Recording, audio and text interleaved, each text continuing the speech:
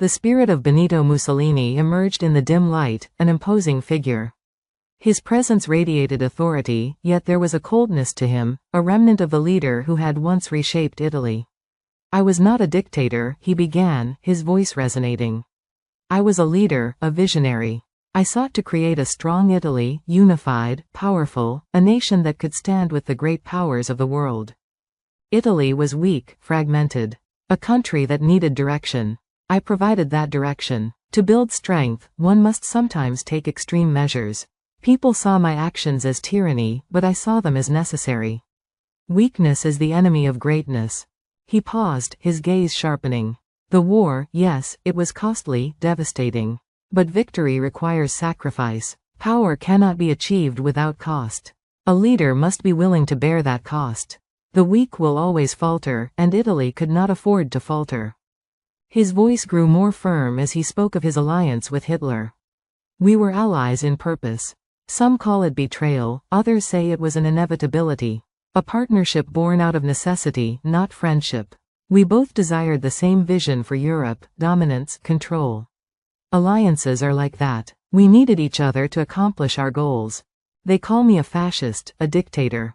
But what is a leader if not a man who commands?"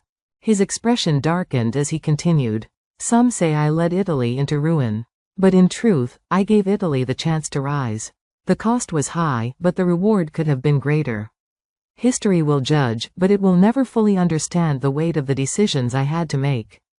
He grew more introspective. Would things have been different? Perhaps. But a leader cannot afford to look back. What is done is done. The past is an anchor. A leader must move forward, relentlessly. My decisions were made for the future, for Italy's future. The room grew colder as his voice grew more intense. Look at the world today. Leaders hesitate. They compromise. They lack the resolve to act decisively. The world needs strength, not weakness. Nations rise only when their leaders possess the will to command. He glanced around, as though searching for something unseen. "The world will remember me, whether it likes it or not." I gave. The spirit lingered for a moment, his presence growing more defined, more intense. "You must understand," he said, his voice lowering, "the struggles of leadership are not merely about power, they are about vision. Without vision, a leader is nothing but a figurehead, a shadow. I wanted more for Italy than just survival. I wanted greatness." His eyes narrowed as if searching for the right words. "People often forget the situation we were in. Italy was a fractured, weakened country. We had no real power, no strong military, no voice in Europe. My mission was to restore our dignity, our place among the great nations. But to do that, we had to be unyielding. We had to be relentless." A faint, almost imperceptible smile tugged at his lips. "I know what they say about me. They say I was too harsh, too authoritarian. But what they don't understand is that there was no other choice. In times of crisis, only those who act decisively can shape the future. It is easy to sit in judgment from the comfort of hindsight, but when you are in the heat of battle, there is no room for hesitation." He crossed his arms as if reflecting on his own words. "Yes, I made mistakes, but who hasn't? History is full of leaders who made mistakes. What matters is whether those mistakes were made with purpose. I did what I thought was necessary. I didn't hesitate because hesitation could have cost us everything." For a moment, the room seemed to darken, as though the weight of his decisions still hung in the air. "People often ask me if I could have done things differently. If I could change the course of history. The answer is simple: no. You cannot rewrite history. You can only make decisions in the moment, and I made mine with one goal: to make Italy great again." His voice grew firmer, almost stern. "Those who say we could have avoided war, that we could have negotiated peace with the Allies, those people are naive. War was inevitable. The world was changing, and Italy needed to change with it. I was not afraid of the cost because I knew the price of inaction would have been far worse." There was a moment of silence, as if the spirit was lost in thought, then he continued. "I hear people speak of democracy, of freedom. But tell me this: can a nation truly be free when it is weak? Can a country be democratic when its people are divided, when its leaders lack the strength to unite them? Democracy without unity is chaos, and chaos is the enemy of progress." He stepped forward, his presence more imposing now. I believed in the strength of the nation. I believed in the strength of the people. But I knew that strength had to be guided. Without a guiding hand, that strength would turn into destruction. That is why I took control. It was not for my own power, it was for the survival of Italy. He looked down, almost in contemplation. Italy was not prepared for the war we entered. We lacked resources, and our military was not as strong as it should have been. But we fought because I believed in the potential of our people. I believed that Italy could rise to the occasion, that we could stand alongside the strongest nations in Europe. He sighed, a sound that echoed through the room.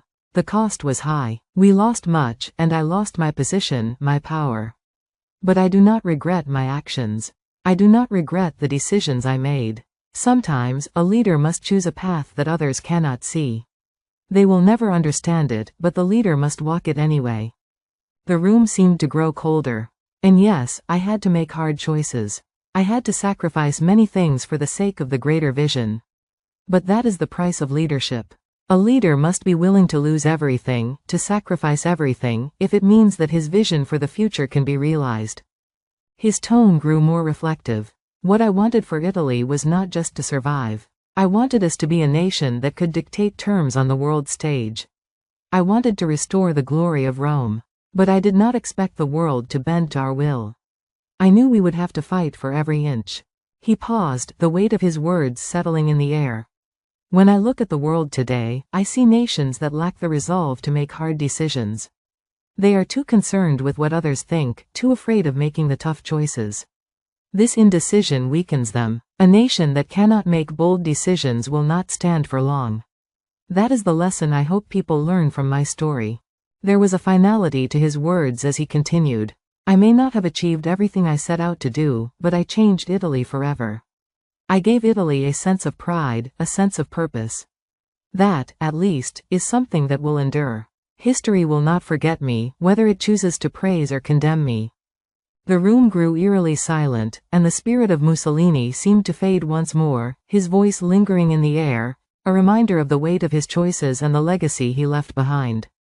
Mussolini's spirit lingered in the dim room, a palpable force, as if the weight of his past decisions continued to press upon him. You think history is kind to those who led in difficult times, but it is not, he said with a hard edge to his voice. History judges with the luxury of distance, not with the urgency of the moment. I did what I had to do for Italy. My actions were not born of cruelty, but necessity. He looked around, as though searching for some unseen answer. I hear the critics today, those who say the world needs more peace, more diplomacy. They say I was too focused on power, that I neglected the human cost. But what do they understand of sacrifice? What do they know of building something from nothing?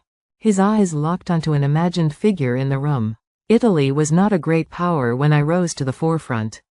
We were weak, disjointed. My mission was clear: restore Italy's pride, make it respected, feared. Nations would not take us seriously unless we acted with strength. So, I took action. The spirit of Mussolini grew colder, more intense. You cannot imagine the pressure of leading a nation in crisis. The weight of every decision, every step you take. The lives of millions rest on your shoulders. There is no time for hesitation. I knew what the stakes were, and I acted. His voice softened, almost wistfully. Some say I was blind to the consequences. That I underestimated the power of my enemies, or the limitations of Italy's resources. But that is the price of leadership, seeing what others cannot, forging a path when no one else dares to try. He seemed lost in thought for a moment, before continuing. I see them now, the leaders of today. I see them struggle with their decisions, unsure, afraid of making the wrong choice. They have the luxury of hindsight. They can look back at history and judge, but I ask you, what would they have done in my shoes? A bitter smile crossed his face. I was never afraid to act, to make bold moves. Some mistakes were made, yes, but mistakes are part of being a leader. History does not remember the timid, it remembers those who dared to take charge. And I dared. His tone became more resolute. Italians were not weak, but they needed a vision, a clear path forward. I gave them that vision. I gave them a sense of pride, of purpose. My rule was not about personal gain, as some claim, but about forging a stronger Italy, a proud Italy. He paused, staring off into the distance. Italy was my life. Every decision I made, every alliance I formed, was for the greater good.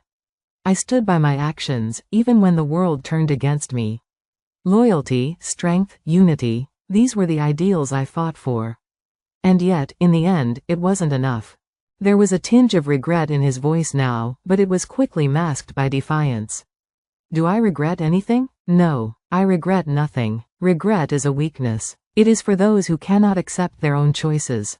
I made my choices. I acted with purpose, and I would do it all again if given the chance. Some text appears here. The room seemed to grow heavier with each passing second, the air thick with the spirit's conviction. Do you understand what it means to be a leader? He asked, his voice quiet but piercing. Do you understand what it means to be a leader? Some text appears here. He stared at the interviewer, his eyes intense. Do not mistake my words for regret. I would never take back my actions, even if they led to my downfall. I did what I thought was best for Italy. And in the end, that is all that matters. History will judge, but I know the truth.